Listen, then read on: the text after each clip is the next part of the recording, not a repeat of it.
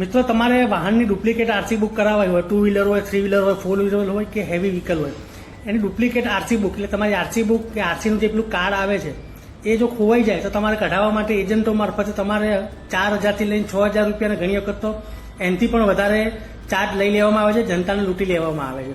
પણ પરિવહન નામની જે એપ્લિકેશન છે કે જેનું હું અહીંયા આપું છું, એ એપ્લિકેશનમાં તમે અરજી કરશો અને સામાન્ય ફી 500 કે થોડી ઘણી વધારે ફી હોય છે એ ભરી અને તમે તમારી આરસી બુક ઘરે બેઠા મેળવી શકો છો. આ બાબતે અમદાવાદના આરટીઓ સાહેબ શ્રી જે પટેલ શું કહે છે એમની વાત સાંભળો અને ગેરમાર્ગે દોરાશો નહીં અને કોઈ પણ એજન્ટના ઝાંસામાં આવશો નહીં. હમણાં ઘણા સમયથી ન્યૂઝપેપર્સમાં પણ એવા અહેવાલો આવે છે કે ભાઈ ડુપ્લિકેટ આરસી બુક માટે પોલીસ રિપોર્ટની જરૂરિયાત છે કે કેમ, એવા પ્રશ્નો ઉપસ્થિત થાય છે. એ બાબતે તમામ શહેરીજનોને જાણવાનું કે ડુપ્લિકેટ આરસી બુકની જરૂરિયાત પડે ત્યારે ઓનલાઈન એપ્લિકેશન કરવાની હોય છે. ઓનલાઈન એપ્લિકેશન કરો, એની જરૂરી ફી ભરી અને અરજી પ્રોસેસ કરવાની હોય છે.